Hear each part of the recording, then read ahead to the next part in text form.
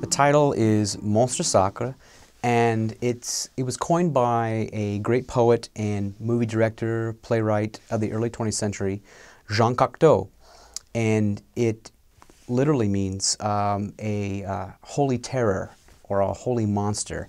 And it's the idea is you have these great artists, these brilliant, talented people that wow and dazzle us.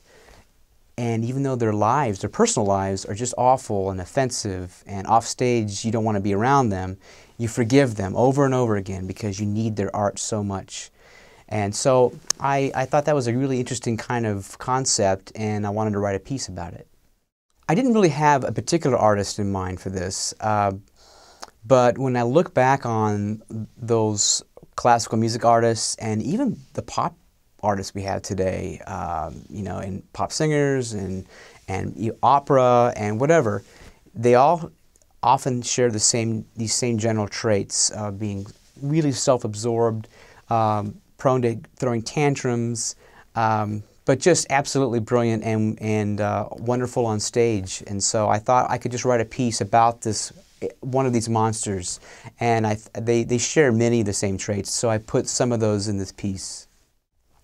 Piano is a great instrument for this piece because you can be as soft and as tender as you want to be, and as explosive as you want to be. So I can have the tantrums, I can have the tender love song, I can show every emotion that this monster might exude in his life, and the piano does a great job putting that out for us. So this piece is kind of a character analysis of one of these monsters, and I put it in 4 movements. The first movement is kind of like an entrance, and it's called Entrée et Intrus, and it's as if you're at a party, and in bursts this bigger-than-life individual that demands your attention. They're confident, they're over the top, and they create the life of the party, they demand your attention. And so the piece is very much like that. Lots of great pianistic, big grandiose gestures on the piano, ringing sort of chords that I think of as sort of announcement chords that bring the artist into our lives.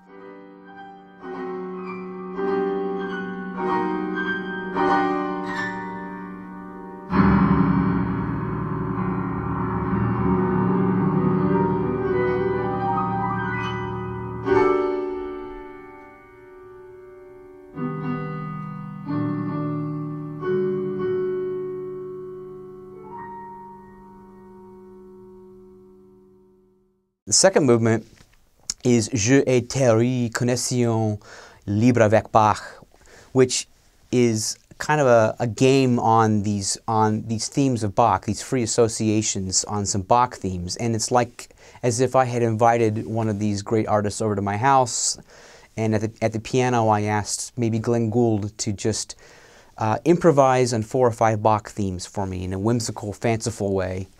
And this piece was really what that fantasy might be like, kind of showing the genius of the artist.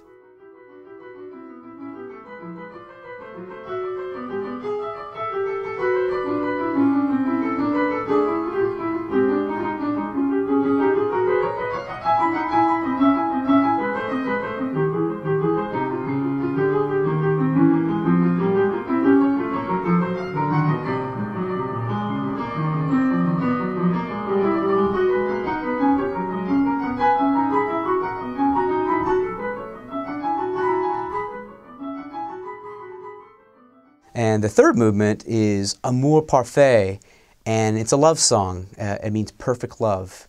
And I thought about the narcissism of these great artists, and as you know, that basically means that they're in love with themselves, and so it's like holding up a mirror, the artist holding up a mirror to himself, falling in love over and over again. And so I wrote this very tender love song kind of movement, but the themes in the movement show that reflective nature of the mirror because they invert on top of themselves. So you get this kind of mirror-like quality in the music.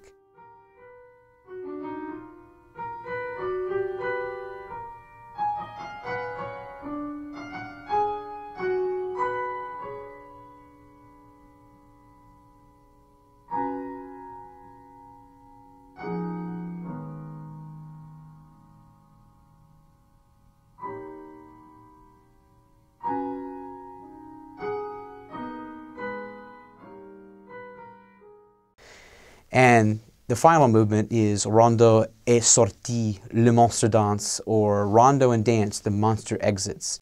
And I created basically a dance piece in a very popular style, in a rondo form, which is kind of like an A and a B and back to A and C, back to A again, etc., where the A is like a refrain. And it's a victory lap, or a victory dance for the artist. And just as he came into our lives in that first movement, he leaves in a very similar way, full of confidence, bigger than life, and not to be forgotten. So a lot of fun, and it's a great sort of fast and fun sort of dance piece.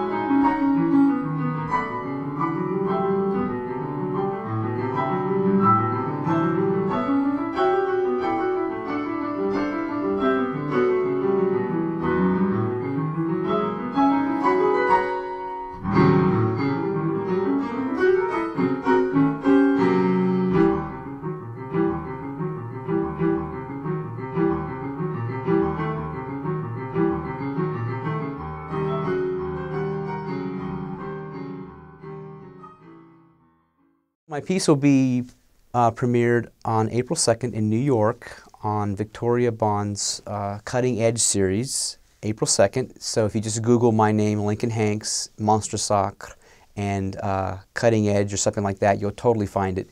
And the pianist who's premiering it is Paul Barnes, a fabulous concert pianist. And he's doing a great program of other pieces as well, so not to be missed.